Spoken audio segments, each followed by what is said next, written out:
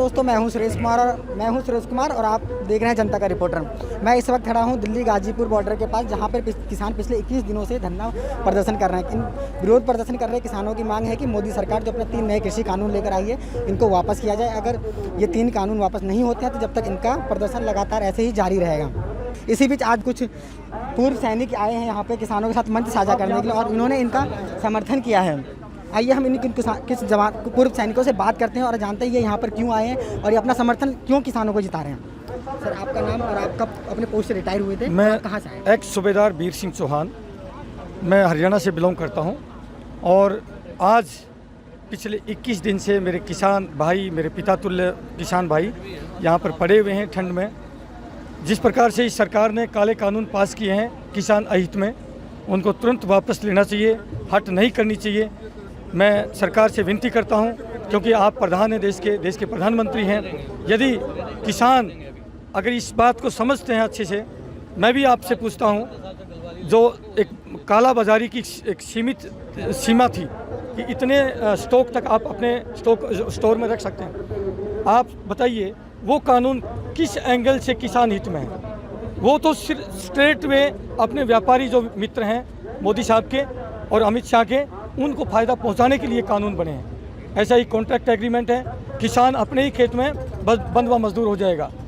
Minimum support price के लिए ये कह रहे हैं कि उसको रिटर्न में दीजिए, यदि एमएसपी से नीचे यदि कोई ख़रीदता है तो उसको सज़ा मिलनी चाहिए।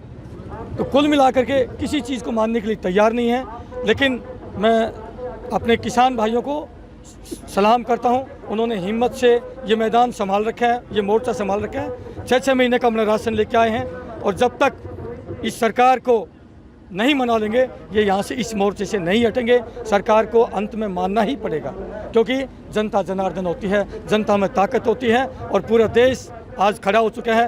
पंजाब के किसान शुरू में इन्होंने शुरुआत की है, सैल्यूट करता हूँ मैं पंजाब के किसानों को, लेकिन आज पूरे देश के किसान इनके साथ यहाँ पर मैदान में डट चुके हैं। देश की सीमाओं की सड़कों की रक्षा करने भेजते हैं साहब, आप भेजते हैं। ये किसी का काम नहीं था कि ये बात नहीं है। मैं धन्यवाद करता हूँ, सलाम करता हूँ मेरे पंजाब के सिख भाइयों का, जिन्होंने ये काले कानून जिस प्रकार से हमारी किसान विरोधी सरकार ने थोपे हैं, इनका विरोध करके आज पूरे देश का किसान हरियाणा, यूपी, राजस्थान, मध्य प्रदेश, उत्तर प्रदेश, पूरे महाराष्ट्र तक के किसान आज इस आंदोलन में खड़े हो चुके हैं। 2016 में रिटायर हुआ था, एक्स सूबेदार मेजर ML यादव, और मैं मैनपुरी से करता हूँ, यूपी से। जैसे कि पिछली बार छठी मीटिंग में हमारे गृह मंत्री ने कह दिया था कि हम ये कानून वापस नहीं करेंगे।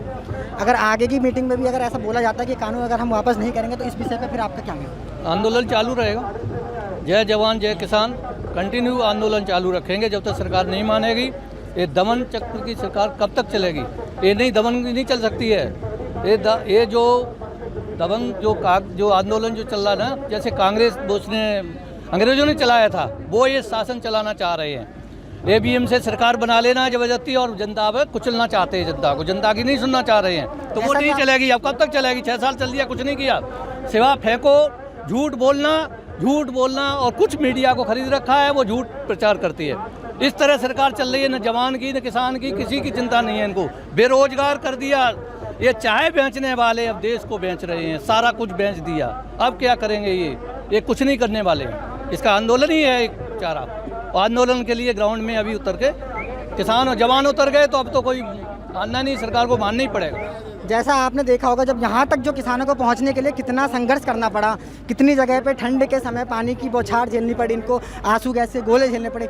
अगर इसी तरह की स्थिति आगे बनती है यहाँ से लेकर दिल्ली तक पहुँचने के लिए, इस स्थिति पे आप लोग, ये जवान और किसान ये गोली खाने के लिए रेडी रहता है, ये कभी डरता नहीं है।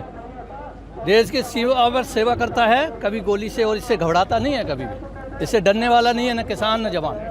सरकार पे कई बार आरोप लगते रहते हैं कि सैनिकों का गलत इस्तेमाल करती है, इस पर आप क्या कहते हैं? हाँ, बिल्कुल ठीक बात है। सैनिकों का गलत इस्तेमाल होता है, लेकिन अब गलत नहीं होगा।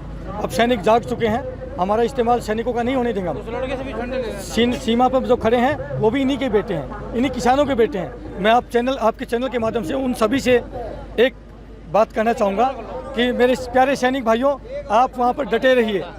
आपके रिटायर्ड फौजी भाई, बड़े भाई अपने पिताओं की, अपने भाइयों की लड़ाई लड़ रहे हैं। आप वहाँ से अपना समर्थन देते रहें, क्योंकि ये लड़ाई उनकी भी है, खाली हमारी नहीं है, ये सारे देश के सैनिकों की है। क्योंकि सैनिक किसान के घर से जाता है, किसान का बेटा होता है। सैनिक के खिला पिला करके किसान ही अपने बेटों को देश की सीमाओं की रक्षा करने भेजता है।